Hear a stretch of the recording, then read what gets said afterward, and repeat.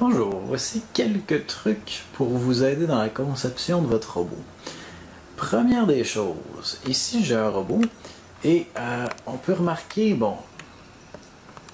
que ce robot-ci, à part avoir beaucoup de fils qui viennent de partout, a quelques problèmes au niveau de sa direction. Je vous laisse regarder les détails de la chose.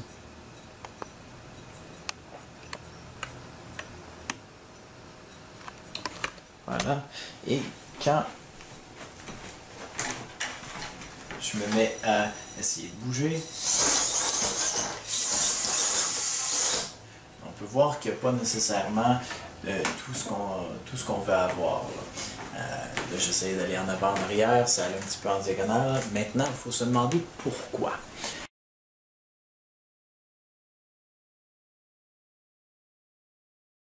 Pourquoi? Ben, c'est très simple. En fait, ici, on peut voir que les roues ne sont pas très solides.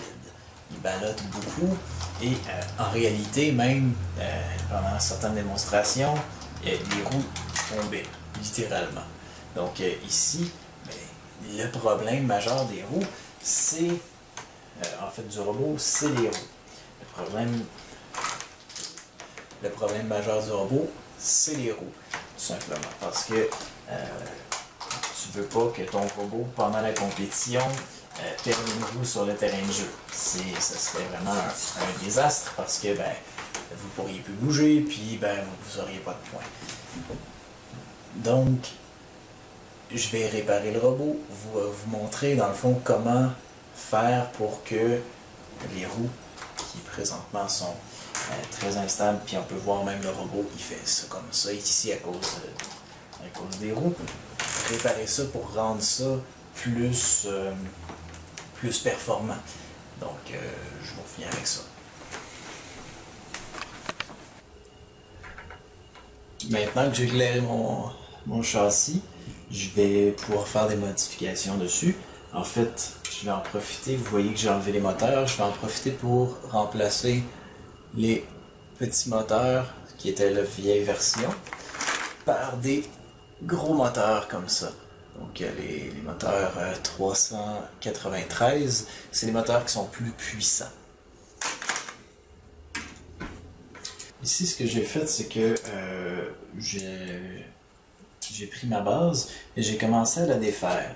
Parce que en réalité, ce que je veux faire, c'est que je veux rajouter un autre étage. Il faut que je la mette un peu plus carrée pour pouvoir mettre mes roues ici à l'intérieur de mon robot. Et comme j'ai pas assez de place pour faire ça ici, je vais le faire à l'extérieur. Fait que ce que je vais faire, c'est que je vais faire une base qui est plus carrée. J'aurais pu utiliser ces pièces-là ici aussi qui permettent d'espacer deux pièces, sauf que j'en avais pas assez pour faire le robot au complet. Ce qui veut dire que dans le fond, je vais remplacer cette section-là par une section plus large et ça va faire un robot plus carré qui va se contrôler un petit peu mieux étant donné le fait qu'il est carré, mais qui va se contrôler beaucoup mieux étant donné que les roues ici, à la place d'être supportées à un seul endroit, vont être supportées à deux endroits. Ça va vraiment changer, ça va être le jour et la nuit.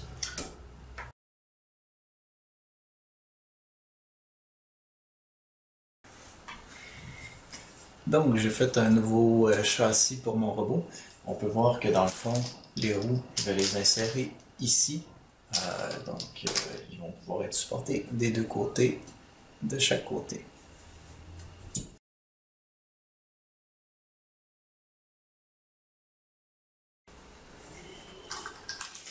J'ai terminé de poser mes 4 moteurs, mes 4 roues et mes 4 encodeurs de tour parce que je vais en avoir besoin dans les prochains tutoriels. Maintenant, ce que je fais, c'est très simple en fait, c'est que je m'efforce à passer des fils de façon efficace et de façon claire. Donc ici, j'ai pris mes fils, je les ai passés par ici et je sors une couette de fils, je les ai attachés avec une attache de sac de poubelle. Ça pourrait très bien être une tie wrap aussi. En bref, tous les fils qui qui traînent, ben je vais les attacher pour qu'ils soient plus solides, puis que ce soit un système beaucoup plus intelligent.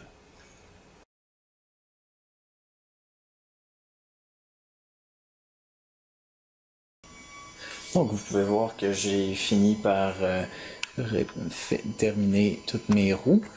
Donc ici, si on regarde, mes roues sont toutes les quatre supportées par deux endroits, donc au bout et à l'intérieur.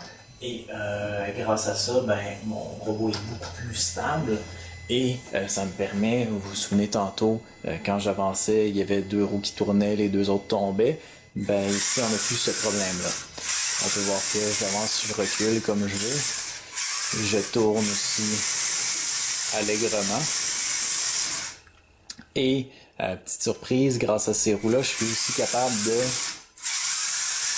me faire tasser gauche-droite. Donc ça, on va voir ça dans un tutoriel ultérieur, voir ce mode de déplacement-là qui est très intéressant. Mais ceci dit, il faut commencer par avoir un bon châssis et des roues bien soutenues pour pouvoir avoir ce type de direction-là.